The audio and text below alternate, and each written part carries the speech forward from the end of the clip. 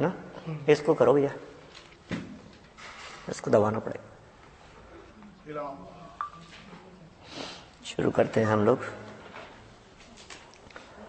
जिन स्वानुभूति से खिरी मम स्वानुभूति मधिगिरी, शिर विमल धारा जैन श्रुत आनंद अमृत से भरी, समता प्रवाह बहावती रागादि विकल्प तोरी के, माँ सरस्वती प्रतिभाव वंदन दृष्टि निज में जोरी के, दृष्टि निज में जोरी के। आचार्य कल्प पंडित प्रवर टोडरमल जी द्वारा लिखित रहस्यों से भरी हुई यह चिट्ठी हम विगत दिनों से पढ़ रहे हैं। बहुत सुंदर चर्चा है। जय जिनेंद्र के स्थान पर विनय शब्द अवधारण करने की बात कही और यहाँ आनंद और वहाँ आनंद, कुशलता के स्थान पर सहजानंद की वृद्धि की कामना की।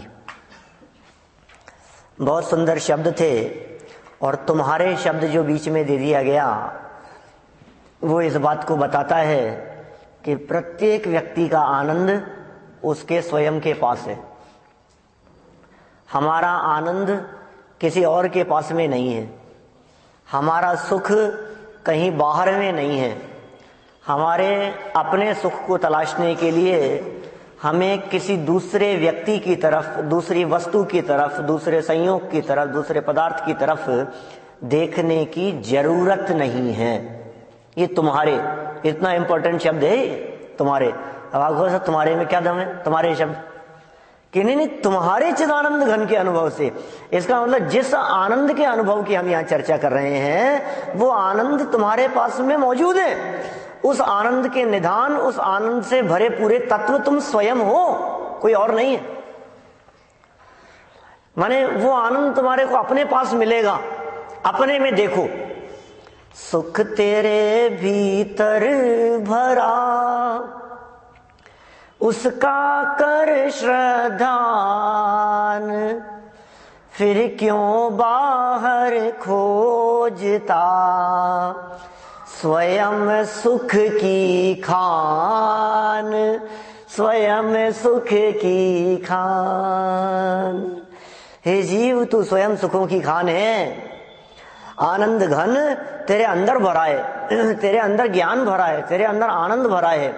हम ज्ञान और आनंद के घन पिंड हैं। मैं ज्ञान आनंद स्वभावी हूं, यही शब्द हैं, कोई फर्क नहीं है। चिदानंद कहो या ज्ञानानंद कहो। जो रोजाना जनवाणी स्तुति के पहले हम मैं ज्ञानानंद स्वभावी हूं स्तुति बोलते हैं, जो कीर्तन बोलते हैं हम लोग, तो मैं ज्ञान आनंद स्वभावी हूं, आप ज्ञान आनंद स्वभावी हैं, तुम ज्ञानानंद स्वभावी हो, सब ज्ञानानंद स्वभावी हैं। जब सबके पास में है तो कोई किसी दूसरे का अनुभव क्यों करे? बोलो, आपके घर में लड्डू बने हैं तो आप पड़ोसी के यहां जाकर के लड्डू क्यों मांगोगे?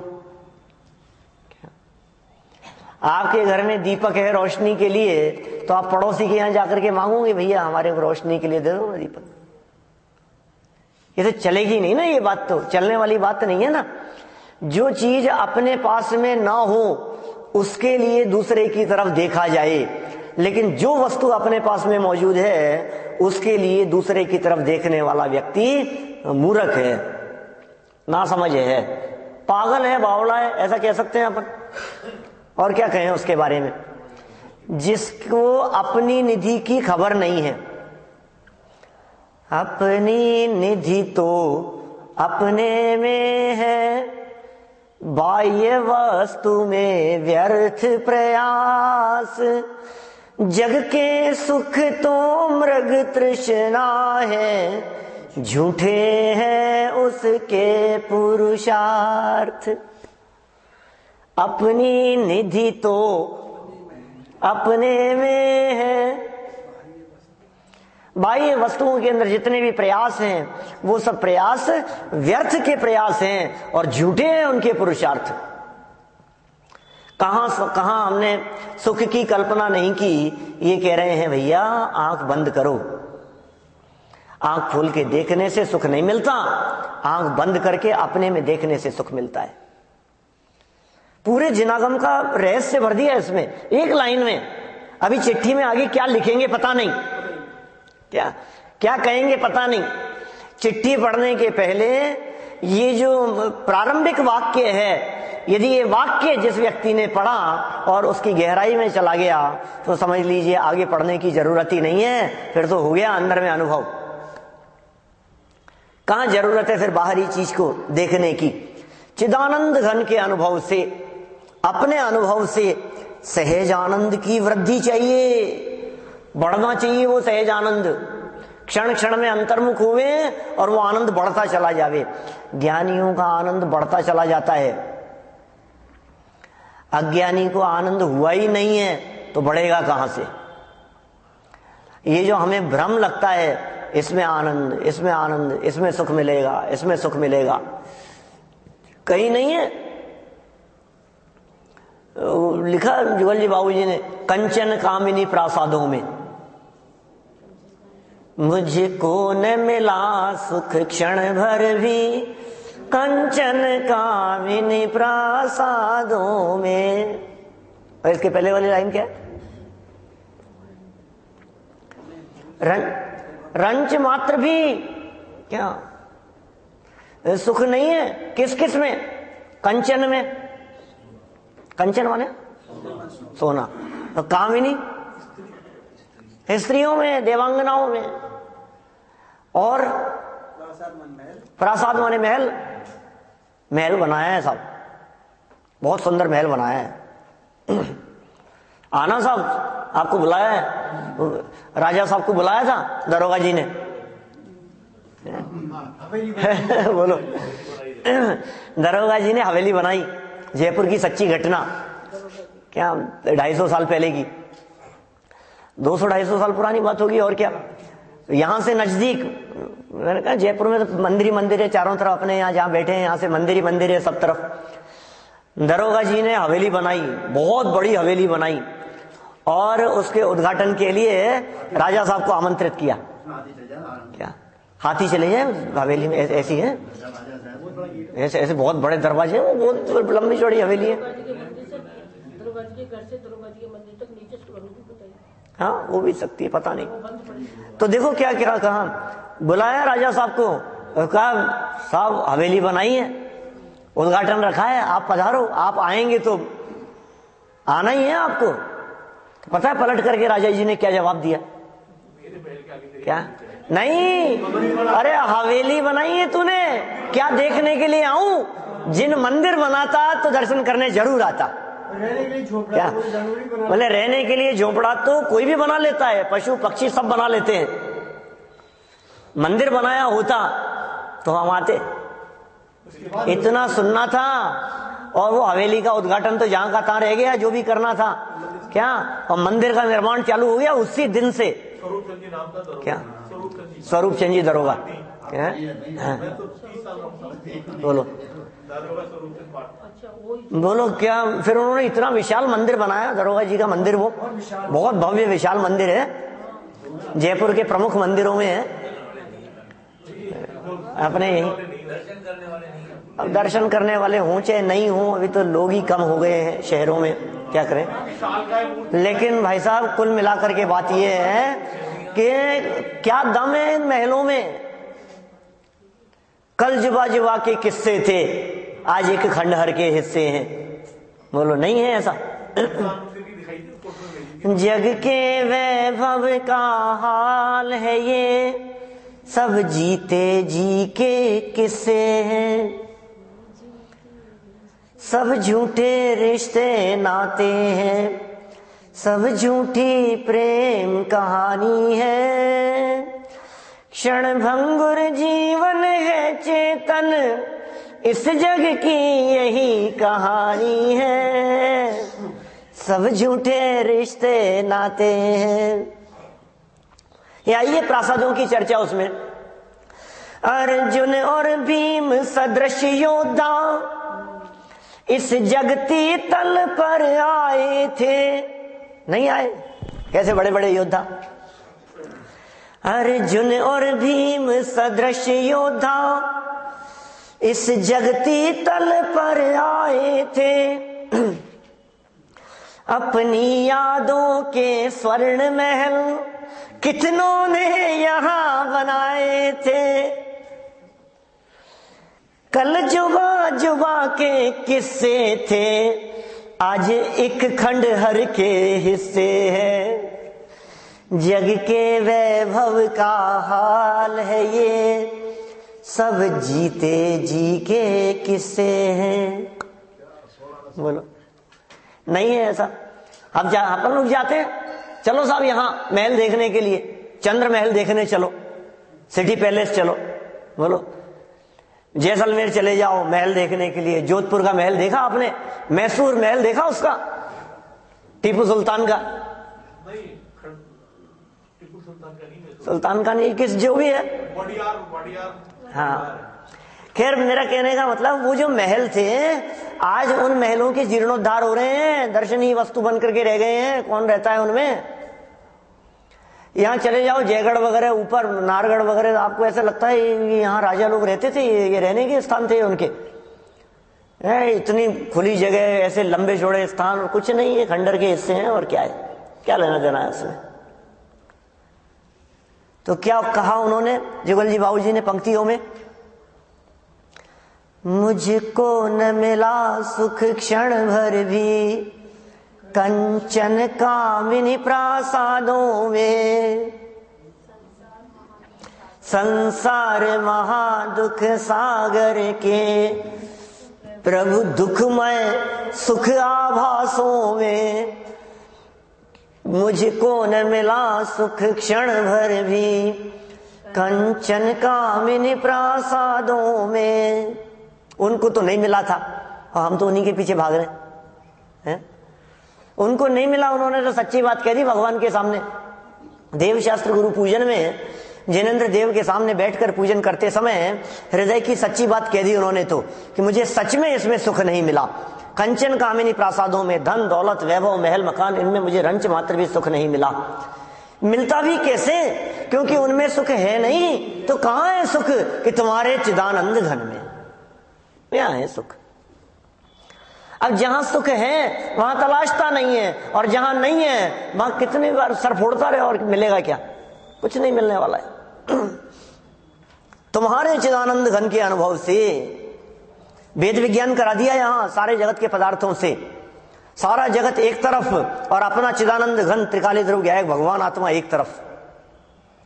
एक तरफ राम, आत्म राम, और दूसरी तरफ पूरा ग्राम। सारी दुनिया एक तरफ, तीन लोक की संपत्ति विभूति वैभव सब एक तरफ, सारी रिद्धियां एक तरफ, और ये चैतन्य देव परम परमात्मा देह देवालय में विराजमान, ये एक तरफ। उसके आश्रय से जगत में सुख के लिए कितना भटकता रहा, कुछ नहीं मिला। लेकिन चिदानंद घन का अनुभव कर भैया, अपने स्वभाव का अनुभव कर, अपने आप को देख। ही नहीं वहां चलते हैं, वो देखते हैं, वो देखते हैं। ये देखा आपने, ये देखा अपने मंदिर में, और आपने वो देखी अंगूठी में प्रतिमा, वो देखी क्या आपने? ये देखा क्या आपने? ये देखो, ये देखो, ये पीछे पता है ये कैसा वर्क है, ये ताजमहल जैसा है, वही काम है। ये देखे आपने पिलर? लोग देखते हैं, अरे क्या देख रहा है? देखने वाले को देख, अपने चिदानंद घन को देख। बाकी जगत में देखने वाला कोई नहीं है, देखने लायक कोई नहीं है। दृष्ट्वा भवंत मनिवेश विलोकनीयम, नान्यत्र तोषमुपयाति जनस्य चक्षु। एक बार जिसने देख लिया हो अपने स्वभाव को, अब जगत में देखने लायक कुछ नहीं दिखता। हे जिनेंद्र देव, आपको जिसने देख लिया, अब जगत के देवी देवता देखने लायक नहीं दिखाई देते। और जिनेंद्र ने जिसको देखा, किसको देखा उन्होंने? अपने स्वभाव को, इस स्वभाव को, उसको जिन्होंने देख लिया अपने उस स्वभाव को, बोले अब तो लोकालोक दिखता है, देखते नहीं है, देखने का रस नहीं है। ये भावना बात है टोडरमल जी, इससे बढ़िया आशीर्वाद नहीं हो सकता, इससे बढ़िया कामना नहीं हो सकती, कोई लौकिक कामना नहीं है। देखो तो सही, आप क्या कामना की है उन्होंने, एक साधर्मी की, साधर्मी के प्रति किस तरह की कामना हो सकती है, किस तरह की भावना हो सकती है। साधर्मी तो थे और क्या है, अनजान व्यक्ति हैं और वो भावना भरे ऐसा आनंद मिले आपको। और नहीं बताते सुमत प्रकाश जी, किसी के यहां उद्घाटन के लिए गए, उद्घाटन में बुलाया, दुकान खोली, क्या बोले मत बुलाओ मुझे, नहीं आपके पांव हमारे दुकान में पड़े तो इससे अच्छा और क्या हो सकता है? इससे अच्छा और क्या हो सकता है? हमने दुकान खोली है, बिजनेस शुरू किया है और आपको बुलाएं, बहुत आग्रह किया तो चले गए वहां, और क्या हुआ कि साहब अब कोई दो शब्द आपकी तरफ से कोई अच्छे से हमारे लिए कुछ कह दो कि हमारी तो यही शुभकामना है कि तुम्हारी ये दुकान जल्दी से जल्दी बंद हो। ये क्या कहते हो आप कि ये दुकानदारी तुम्हारी जल्दी से जल्दी बंद हो और जीवन में कभी दुकान चलाने की जरूरत ना पड़े और सदा काल के लिए, साधी अनंत काल के लिए सिद्धालय में जाकर के विराजमान हो। हम तो ये कामना करते हैं। हम काय को कामना करें इस तरह की कि तुम दुकान खोलो, दुकान चलाओ, दुकान में दिन भर बैठे रहो और दिन भर सुबह से शाम तक उसमें रचे पचे रहो और फिर बड़ी मुश्किल से कोई आग्रह करके तुम्हें प्रवचन में ले आए तो बैठे बैठे ऊँगते रहो। हम काय को ऐसी बात करें? मैं कहते हैं अच्छा हो, 1 से 2 से 4 क्या हमारी दुकान बंद हो जाएगी, तुम्हारी दुकान हाँ बंद हो, क्या करना है, क्या जरूरत है बताओ मेरे को, क्या कमी है तुम्हारे पास में जिसके लिए तुम्हारे को इन सब चीजों की जरूरत है? ऐसा आशीर्वाद देते हैं ज्ञानी धर्मात्मा पुरुष, ये आशीर्वाद दे रहे हैं यहाँ टोडरमल जी साहब। सहज आनंद चाहिए, सहज आनंद ये ऐसा आशीर्वाद है कि तुम कहीं भी रहो। ये सहज आनंद का आशीर्वाद ऐसा आशीर्वाद है जो माँ बाप का अपने बच्चों के प्रति होता है, ये ऐसा आशीर्वाद है। बेटा कोई बात नहीं, तू बाहर जाना ही चाहता है तो चले जा, तू जहां रह तू खुश रह। बोलो ऐसा सोचते हैं नहीं? हमें कुछ नहीं चाहिए, कोई बात नहीं, हम तो ये चाहते थे तू यहीं रुक जा, कोई बात नहीं। अब तो जिद कर रहा है, नहीं मैं तो वहां पूना पढ़ने जाऊंगा, मैं तो बेंगलोर जाऊंगा, मैं तो यहां जाऊंगा। अब बच्चों की जिद के आगे किसकी चले बताओ? तो क्या करते हैं फिर आप? कोई बात नहीं बेटा, कोई बात नहीं, अब जो भी है तेरे को जहां भी जाना है तू खुश रह, लेकिन अपना ध्यान रखना, खुश रहना, जहां रहे जिस हाल में रहे तो खुश रहना। बड़े से बड़े संकटों में भी यदि वो बालक अपने माँ बाप को याद करे तो वो कभी भी गलत राय नहीं दे सकते। सारे जगत के लोग ठगने वाले हो सकते हैं, बेवकूफ बनाने वाले हो सकते हैं, अपने स्वार्थ के लिए उसको कैसा भी उपदेश दे सकते हैं, लेकिन माँ बाप कैसा उपदेश देंगे? भले का ही उपदेश देंगे और क्या चाहेंगे तो खुश रहे। अब ये क्या कह रहे हैं यहाँ पे? ये कैसा आशीर्वाद है बोलो? ये ऐसा आशीर्वाद है सहज आनंद। सहज आनंद मतलब जहां रहो वहां खुश रहो भाई। क्या कि नहीं साहब मैं तो क्या करूं, मैं घर में होता तो आनंदित रहता, अभी तो यहां तो नहीं हो सकता है, मैं तो ट्रेन में सफर कर रहा हूं। अरे तो ट्रेन में रहता है तो भी हो सकता है। ये सहज आनंद की बात कर रहे हैं हम कोई टीवी देखने के आनंद की बात नहीं कर रहे जो तू कह रहा है कि गाड़ी में बैठे बैठे नहीं देख सकते, ट्रेन में नहीं देख सकते। हम सहज आनंद की बात कर रहे हैं। हम क्रिकेट खेलने के आनंद की बात नहीं कर रहे जिसके लिए तेरे को ग्राउंड चाहिए। हम किसी दूसरे विषय भोगों के आनंद की बात नहीं कर रहे हैं जो किसी पर्टिकुलर जगह पर ही हो सकता है, इसके बाहर नहीं हो सकता।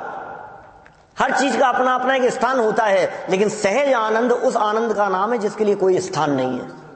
हर स्थान में यह आनंद हो सकता है, इसका नाम है सहज आनंद। बोलो हस्ती की मस्ती में रहना, कहीं भी रहो ना, महलों में रहें तो दिक्कत नहीं, जंगल में चले जाएं तो दिक्कत नहीं, इसका नाम सहज आनंद है। कैसे आनंद में रहते हैं बोलो ज्ञानी धर्मात्मा पुरुष? कहीं भी रहो, हमें कोई फर्क नहीं पड़ता। माथे पे सिगड़ी जल रही है, अंदर में कर्म चल रहे हैं, अपने आनंद में मग्न है, बिल्कुल मस्त है। ये कैसी सहजता है? सहज आनंद की वृद्धि हो। सम्यक दृष्टि जीव सहज आनंदित रहते हैं। शालिनी खा रही है, सहज आनंद में मग्न है। ऐसा ऐसा कैसे हो सकता है? क्योंकि वो आनंद शरीर के आधार से नहीं है, वो आनंद स्वभाव के आधार से है, और उस स्वभाव में किसी भी तरह की कोई विकृति नहीं होती, उस स्वभाव के अंदर किसी तरह की कोई अड़चन नहीं आती, उस स्वभाव के अवलंबन लेने में किसी तरह का कोई व्यवधान काम नहीं करता। उपसर्ग कर दिया, संकट आ गया, बिजलियां गिर गई माथे पर, क्या फर्क पड़ता है? वह ऐसा आनंद है जो अप्रभावित है, इसलिए उसे कहा सहज आनंद।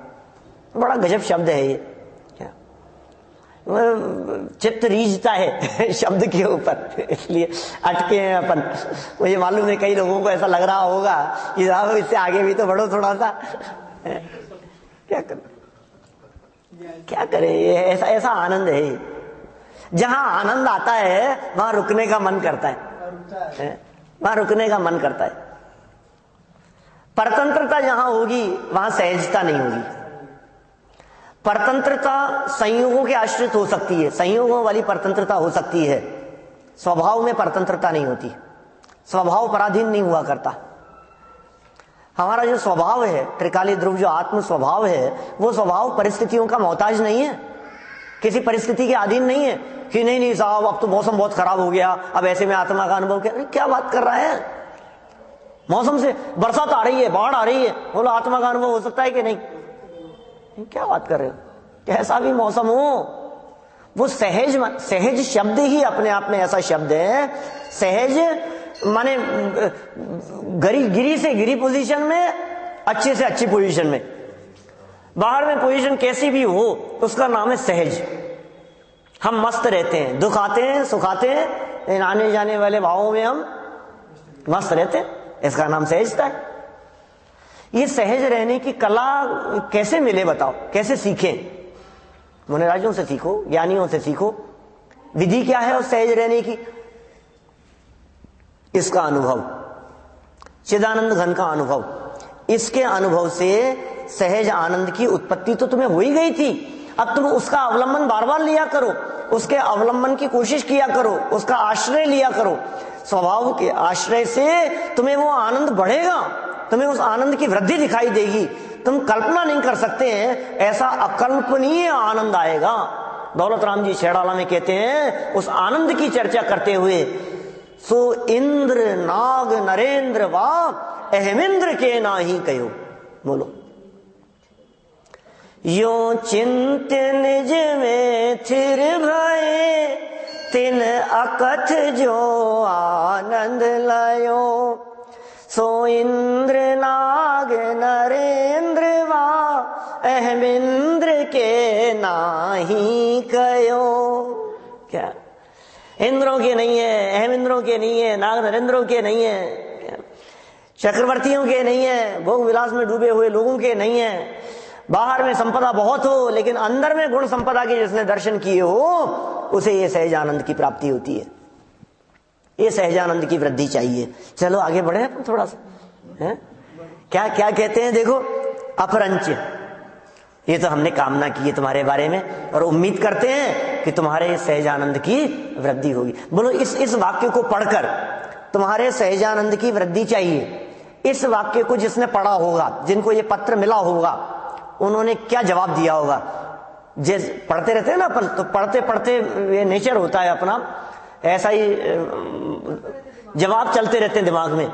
जो बात पढ़ते हैं उसका जवाब आता रहता है। अब बातचीत कर रहे हैं ना, पत्रों के माध्यम से क्या होता था? संपर्क होता था, बातचीत होती थी। तो वो सामने वालों ने कुछ कहा, लिखा, तो हमारे मन में उसका जवाब चल रहा है। उन्होंने लिखा तुम्हारे सहजानंद की वृद्धि चाहिए, तो अंदर में चल रहा है हाँ हाँ बिल्कुल, क्यों नहीं, ये तो करेंगे ही, तो वृद्धि तो क्यों, हम भी यही चाह रहे हैं। जिस आनंद को एक बार भोगा है, अब उस आनंद की कमी थोड़ी ना, अब तो उसको बढ़ाएंगे। आप क्या बढ़ाना चाहते हैं? बिजनेस, धन, आप क्या बढ़ाना चाहते हैं? श्रीमद जी ने लिखा ना वो पंक्तियां इस तरह की, लक्ष्मी बड़ी अधिकार भी पर बढ़ गया क्या बोलिए। बोलो, क्या बढ़ गया तुम्हारे में? कि ये सब बहुत बढ़ गया, जैसे लोग कहते हैं बहुत बहुत बड़ा आदमी हो गया, बहुत बड़ा, बहुत बढ़ गया। क्या बढ़ गया भैया, क्या बढ़ गया है? कुछ नहीं बढ़ा है। नहीं, क्या पढ़ा तुमने? मैं कहता हूं हमारे विद्यार्थियों को विदाई समारोह के दिन शास्त्री फाइनल करके जब निकलते हैं, हमेशा ये बात कहता हूं मैं कहा सारे जगत में बहुत संपत्ति हो जाए, वैभव हो जाए और सारे दुनिया में लोग ये कहने लगे बहुत आगे निकल गया, बहुत बढ़ गया, बहुत पैसा कमा लिया इसने, बहुत संपत्ति हो गई इसके पास में, और चलो कोई बात नहीं, उस बात को छोड़ो। यदि दूसरे फील्ड में भी तुम बहुत प्रवचन करने लगे, बहुत अच्छे व्याख्याता हो गए, बहुत बड़े विद्वान हो गए, लोग प्रशंसा कर रहे हैं, तुम्हारे सुनने के लिए भीड़ उमड़ रही है, मान लीजिए ऐसा तुम्हारे नाम से लोग आ रहे हैं, इकट्ठे हो रहे हैं और लोग ये कह रहे हैं बहुत आगे निकल गया, अरे भाई ये तो देखो कुछ नहीं था ये, और आज देखो कहां से कहां निकल गया। और जब तुम्हें अंदर से ऐसा लगने लगे तो विचार करना कि मैं कितना आगे निकला हूं। क्या हमारे यहां आगे बढ़ना किसे कहते हैं? गुणस्थान के बढ़ने को आगे बढ़ना कहते हैं। क्या गुणस्थान पहले से चौथा हो तो हम कहें आप कुछ आगे बढ़े, चौथे से पांचवा हो तो हम कहें और आगे बढ़े, छठवां सातवां हो तो उसे बढ़ना कहें, मुनि दशा हो तो हम कहें कि कुछ बड़े हो, लेकिन गुणस्थान तो पहला का पहला है। तुम्हें भी भ्रम हो गया है और जगत के लोग प्रशंसा किए जा रहे हैं, बढ़ गए बढ़ गए बढ़ गए, और ये माने जा रहा है अपनी कॉलर, हाँ मैं बढ़ गया मैं बढ़ गया। तो क्या बढ़ गया तू? कुछ भी तो नहीं बढ़ा। लक्ष्मी बड़ी अधिकार भी पर बढ़ गया क्या बोलिए। परिवार और कुटुंब का बढ़ना नरदेह की यह हार है, ऐसा कहते हैं श्रीमद राजचंद्र जी। संसार का बढ़ना रे नरदेह की यह हार है, नहीं एक क्षण तुझको अरे इसका विवेक विचार है। एक क्षण मात्र के लिए भी तुझे न इसका विवेक है न इसका विचार है। ये संसार का बढ़ना, ज्यों ज्यों संसार में तू रचता पचता जा रहा है, बढ़ता चला जा रहा है। पहले 2 पांव थे, फिर 4 हो गए, 4 थे फिर 8 हो गए, हैं जाला बना लिया तूने मकड़ी का, और उस जाले में खुद ही उलझे जा रहा है। बोलो निकल नहीं सकता उससे। नहीं है, 2 पांव खुद के थे, शादी हो गई तो 4 हो गए, क्या 2 बच्चे हो गए तो 8 हो गए। बोलो क्या है? मकड़ी की तरह वो जाल बुन लिया, उस जाल में फंस गया, उलझा फंसा रहता है, उसी जंजाल में लगा रहता है दिन रात। परिवार का बढ़ना रे नरदेह की यह हार है, क्षण एक भी सोचा कभी नहीं एक क्षण सोचा कभी। तो जो भी है न तुझे इसका विचार है न विवेक है। बोले ऐसा है, तो कोई विचार विवेक ही नहीं है। कहाँ जा रहा हूँ, दौड़े जा रहा है, भागे जा रहा है, बस बस बस, हे भगवान बस सब मजा आ गया। 2 लाख कमा लिए, 5 लाख 5 करोड़, वाह मजा आ गया। क्या कहा मजा आ गया तेरे को? एक क्षण यहाँ झटका लगा, अब फिर देख तू नरक और निगोदों में जो तेरी हालत होगी। अरे बाप रे, ये क्या हो गया? मजे के अंदर दौड़े जा रहा था, होश ही नहीं है तेरे को कुछ क्या होगा आगे स्थिति क्या होने वाली है, इसका विचार नहीं है। इसलिए कुछ नहीं बढ़ा है। वृद्धि यदि हो तो सच में इस आनंद की यदि वृद्धि हो तो समझना बड़े हैं, गुणस्थान यदि बढ़े तो समझना बड़े हैं। व्रत यदि अंगीकार करे, अंदर में 2 कषाय चौकड़ी का अभाव हो, प्रतिमाधारी हो तो समझना कुछ बड़ा है। 3 कषाय चौकड़ी का अभाव हो, अंदर में 6वां 7वां गुणस्थान हो, मुनि दशा हो, पीछे कमंडल बाहर में हो तो समझना कुछ बड़ा है, कुछ वृद्धि हुई है। ये मनुष्य जन्म संयम अंगीकार करने के लिए मिला है, ये मनुष्य जन्म आगे बढ़ने के लिए मिला है। क्या लेकिन अभी तो ऐसा लग रहा है जिस पोजीशन में आ गए हैं ये टॉप पोजीशन है। जैसे पर्वत की शिखर पर चढ़ते हैं, पर्वत पर चढ़ रहे हो, चढ़ते कहां पहुंच गए? टॉप पर पहुंच गए, चोटी पे पहुंच गए। बोले आप क्या? बोले या तो उस तरफ उतरो या इधर उतरो, उतरना ही पड़े। कहीं ऐसा तो नहीं है? मनुष्य जन्म, उत्तम देह, नरकुल, जनवाणी सुनने का अवसर, रुचि, ये स्वाध्याय कर रहा है, ये सब अवसर मिल गए यही विधि गए ना मिले, एक बार यदि ये चले गए तो नहीं मिलेंगे। सुमणि ज्यों उदधि समानी, बोलो फिर नहीं मिलेगा भाई साहब। अब सुन ले, फिर कौन सुनाए दुर्लभ ये जिनवाणी। एक बार सुन ले, एक बार इसकी गहराई में चला जा। इसलिए वृद्धि के लिए देखो भाई, जो व्यक्ति वृद्धि की सोचेगा, उत्पत्ति की बात, उत्पत्ति की सोचना है, सम्यक दर्शन की सोचना है, लक्ष्य छोटा है, पूर्णता के लक्ष्य से शुरुआत होनी चाहिए, सच्ची शुरुआत है वो।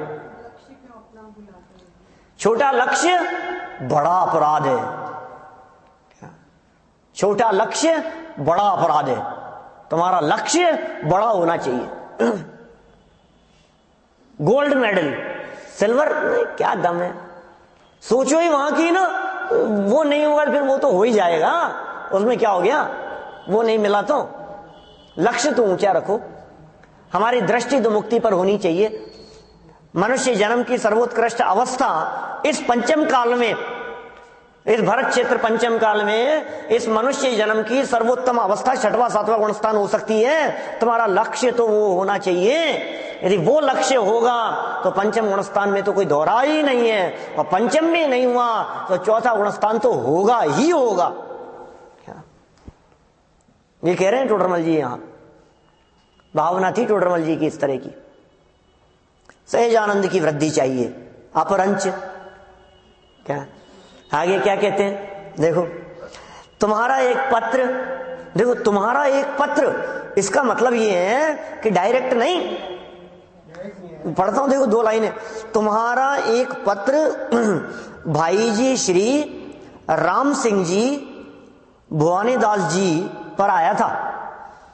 पुरानी भाषा है क्या, नहीं नहीं नहीं, उनके पास में आया था, राम सिंह जी के पास में, भवानीदास जी के पास में, उनके पास में आया था। उसके समाचार जहानाबाद से मुझको अन्य साधर्मियों ने लिखे थे। क्या माने, मुल्तान से जो चिट्ठी आई थी वो चिट्ठी डायरेक्ट नहीं आई थी टोडरमल जी के पास में, वाया जहानाबाद होकर के आई थी। हाँ, जहानाबाद वाले लोगों के पास में आई, वो जवाब के लिए उन लोगों को कोई जवाब नहीं मिला क्या, तो उन्होंने वो चिट्ठी टोडरमल जी के पास में भेजी। वहां के लोगों की भी सभा में, जहानाबाद में शास्त्र सभा चलती थी, वहां शास्त्र सभा में लोगों के बीच में वो चर्चा का विषय बन गया। समझ में नहीं आ रहा है क्या बात है, ये तो ऐसे, ये तो कभी ऐसा तो विचारा ही नहीं, हमने तो सोचा ही नहीं इस प्रकार की बात। तो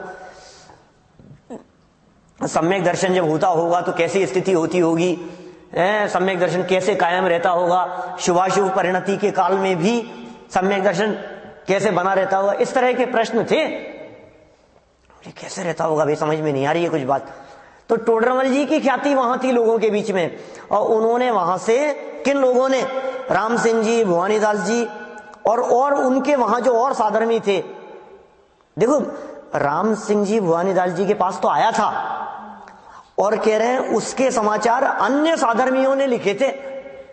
जिनके पास आया था उन्होंने भी नहीं, आया था उनके पास में, फिर जिनके पास में पत्र आया था उन्होंने अपनी शास्त्र सभा में रखा, उन्होंने अपनी शास्त्र सभा में रख करके चर्चा की, फिर अन्य साधर्मियों से बात की, फिर समाधान कुछ नहीं निकला, कुछ बात गले नहीं उतरी, तो फिर उन्होंने वहां से पत्र टोडरमल जी के पास में भेजा। अन्य साधर्मियों ने वहां से लिखे थे, सो पत्र जो है टोडरमल जी के पास में आ गया। अभी तक कोई जवाब नहीं लिया, कुछ बात नहीं की, अभी चिट्ठी लिखी कहाँ है, अभी तो उन्हीं की बात कही कि भाई ऐसे ऐसे मेरे पास में पत्र, बताना तो पड़ेगा, इनकी चिट्ठी पहुंची होगी, ये कौन से व्यक्ति आ गए, कहां से आ गए, अनजान व्यक्ति। कहा देखो सो भाई जी ऐसे प्रश्न तुम सरीखे ही लिखे, इस वर्तमान काल में अध्यात्म रस के रसिक बहुत थोड़े हैं। धन्य है जो स्वात्मानुभव की बात भी करते हैं। क्या जवाब नहीं दे रहे हैं अभी अभी प्रश्न का जवाब देना शुरू नहीं किया, लेकिन जवाब देने के पहले ही सारे जनागम का रहस्य भर दिया। चिदानंद घन के अनुभव की चर्चा करके जनागम का रहस्य भर दिया। और ये जो दो पंक्तियां और मिल गई हैं, इन दो पंक्तियों में साधर्मियों के प्रति उनके हृदय में कितना अधिक वात्सल्य था, ये बात स्पष्ट झलकती है। कितना बहुमान था, कितनी प्रसन्नता थी, हृदय में कैसा भाव था। टोडरमल जी साहब ऐसा समझते हैं कि धन्य है वे जीव जो स्वानुभव की चर्चा भी करते हैं। बोलो, अभागे हैं वे जीव जिनके पास में 6 खंड की विभूति हो। क्या 6 खंड की विभूति हो, इंद्र सरी के राज्य हो, वैभव हो, सारे दुनिया की संपत्ति हो, रत्न हो, लंबे चौड़े व्यापार हो, नौकर चाकर एक इशारे पर दौड़ते हो, लेकिन कहते हैं अभागे हैं, अभागे अभागे हैं। जिनको चिड़वाणी की चर्चा पढ़ने सुनने को मिले वे हैं भाग्यशाली। मैंने बताया था ना कल परसों 17 नंबर पेज खोल के दिखाया था आपको। भली होनहार है जिनकी, जिन्हें ऐसा विचार आता है। ये उन्हीं की लिखी हुई तो लाइनें हैं। क्या लिखा? ऐसे प्रश्न तुम सरीखे ही लिखे। तुम सरीखे ही लिखे मतलब कौन लिखता है? पत्रों के अंदर आज यदि पत्रों का जमाना कम हो गया है, लेकिन हम लोगों ने सबने देखा है ना 10-20 साल पहले कैसे पत्र आते थे और कैसे पत्र लिखे जाते थे। पत्रों में क्या होता था, पत्रों की विषय वस्तु क्या होती थी, बोलो। ऐसे पत्र, जिस पत्र में स्वानुभव की चर्चा हो, जिस पत्र में आत्मानुभूति की चर्चा हो, जिस पत्र में भेद विज्ञान जैसी जिज्ञासाएं हो, ऐसी चर्चा करने वाले इस वर्तमान काल में अवसर्पणी काल चल रहा है, पंचम काल चल रहा है, हीन काल चल रहा है। टोडरमल जी का वो काल था जिस काल में एक भी दिगंबर मुनि नहीं था पूरे हिंदुस्तान में, इस दुनिया में, इस धरातल पर। वो काल था टोडरमल जी का। शांति सागर जी के पहले लगभग 300 साल तक, 250-300 वर्षों तक मुनि परंपरा का विच्छेद रहा। क्या कोई नहीं था, चर्चा कौन करते थे? कितने लोगों को ये चर्चा सुहाती थी? यद्यपि चर्चा करने वाले कम नहीं थे। देखो ध्यान देना, क्यों नहीं थे कम? क्योंकि टोडरमल जी की सभा में ही इतने लोग बैठते थे, 500-700, 800, 1000 लोग बैठते थे। ये इस मंदिर में पैर रखने की जगह नहीं हुआ करती थी, इसी मंदिर में यहीं तो करते थे वो प्रवचन। आप सोचिए इतने लोग तो यहां सुनते थे। जहानाबाद में शास्त्र सभा चलती थी, उल्लेख मिल रहा है अपने को। मुल्तान में ऐसी चर्चाएं करने वाले लोग थे।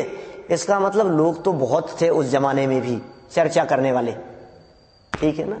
तो भी लाखों करोड़ों की तुलना में हजारों लोग क्या मायना रखते हैं? कुछ नहीं है। लाखों करोड़ों में यदि कोई 100-500, 200-500, 1000 लोग यदि कोई सुनने चर्चा करने वाले हों, 2-4 हजार लोग भी यदि हिंदुस्तान में चर्चा करने वाले हों, तो लाखों करोड़ों के सामने कुछ नहीं है। उंगलियों पे गिने जाने जितने लोग हैं, और क्या दम है इसमें। इसलिए महिमा आती है उन लोगों को देख करके। अरे क्यों महिमा आ रही है? कि जो व्यक्ति ऐसी चर्चा कर रहा है, इसका मतलब वो साधारण व्यक्ति नहीं है, वो व्यक्ति अल्पकाल में भगवान बनने वाला है, वो 3 लोग का नाथ बनने वाला है। ये शब्दों से पता लग रहा है। जैसा कहते हैं ना हम लोग, पूत के पग पालने में दिख जाते हैं,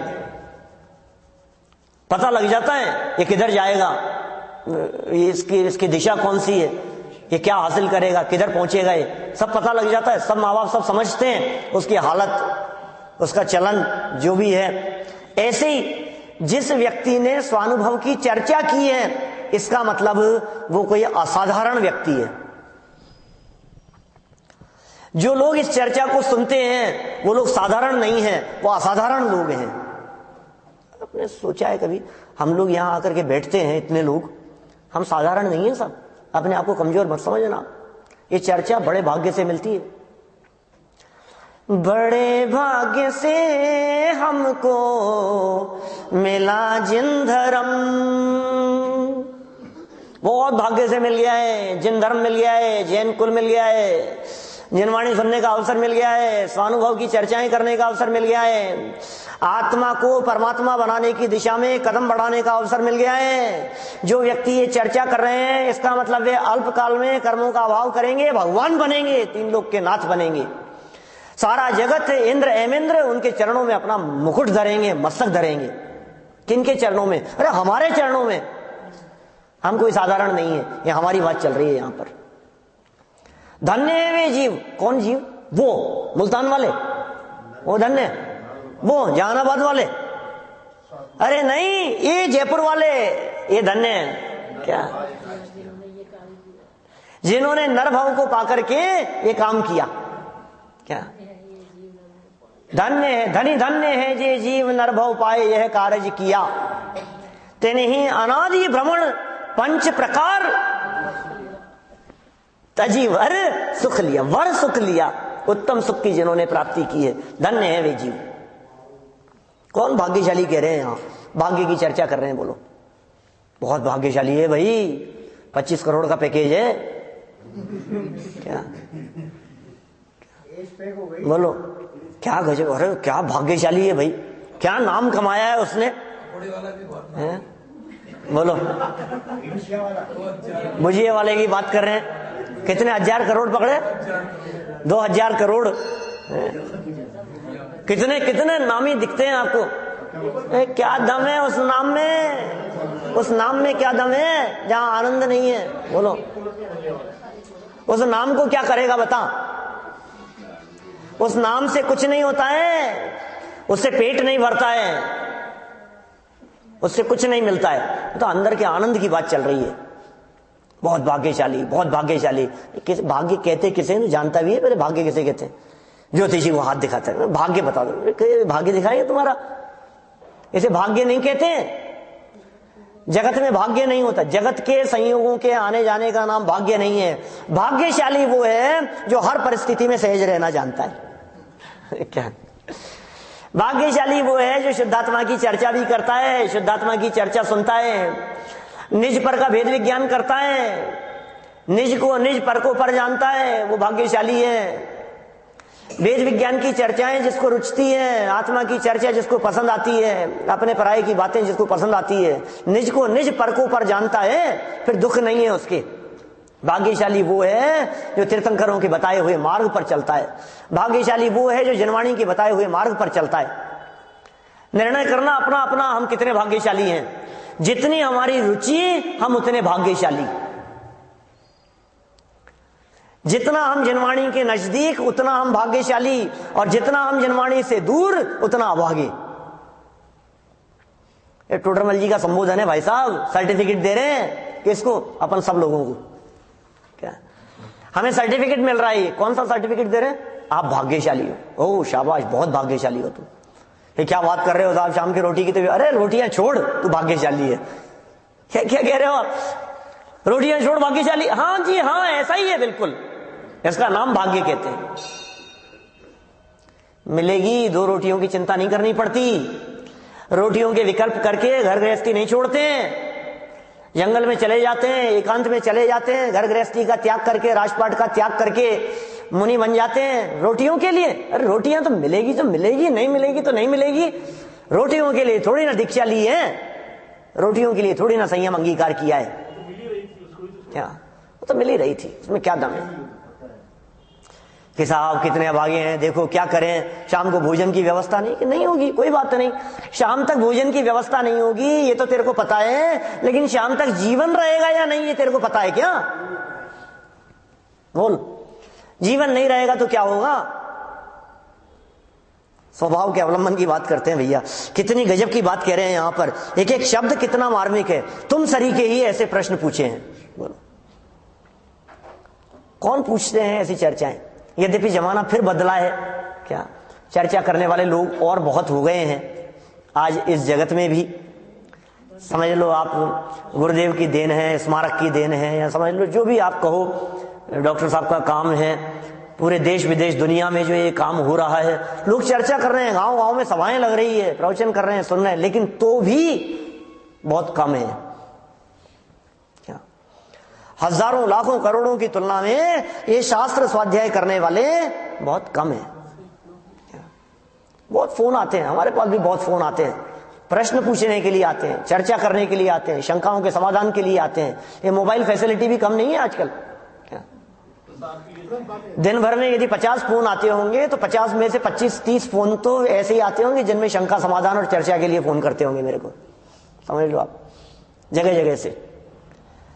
तो ये बहुत भाग्यशाली है, बड़ी प्रसन्नता होती है कोई विद्यार्थी कहीं जाकर के शास्त्र सभा का संचालन करते हैं, पढ़ाते हैं, पाठशालाएं लेते हैं, प्रवचन करते हैं, तो इतनी प्रसन्नता होती है जिसकी हद नहीं है। यहां से नए चक्र पढ़ करके जाते हैं, क्रमबद्ध पढ़ करके जाते हैं, घुमटसार पढ़ करके जाते हैं, समयसार पढ़ के जाते हैं, और गांव में जाकर के जब वो चलाते हैं तो हमें पता लगता है, जब वो कहीं अटकते हैं ना तो प्रश्न करते हैं, पूछते हैं, तो पता लगता है यार क्या काम हो रहा है, देखो दुनिया में ऐसा काम हो रहा है जबरदस्त। कौन है भैया? सो भाई जी। कौन से भाई जी से कह रहे हैं? कौन से भाई जी से कह रहे हैं? बोलो। गंगाधर जी से कह रहे हैं, श्रीपाल जी से कह रहे हैं, खानचंद जी से कह रहे हैं, सिद्धार्थ दास जी से कह रहे हैं, मुल्तान वालों से कह रहे हैं भाई जी, जहानाबाद वालों से नहीं कह रहे। टोडरमल जी ने चिट्ठी का जवाब जहानाबाद वालों को नहीं दिया, मुल्तान वालों को, और हो सकता है वाया जहानाबाद भेजाओ। देखो कह रहे हैं, सो भाई जी ऐसे प्रश्न तुम सरीखे ही लिखे। मुझे तो ऐसे लोग बहुत कम मिलते हैं दुनिया में, लेकिन ऐसे प्रश्न करने वाले तुम जैसे लोग ही कर सकते हैं भाई। वर्तमान काल में अध्यात्म रस के रसिक बहुत थोड़े हैं, धन्य हैं जो स्वात्मानुभव की बात भी करते हैं। वे जीव कैसे धन्य हैं, और उनके बारे में पद्मनंदी आचार्य ने पद्मनंदी पंचविंशतिका के अंदर क्या कहकर के पुकारा है, ये सब चर्चा हम कल करेंगे। अभी की बात को यही विराम दें।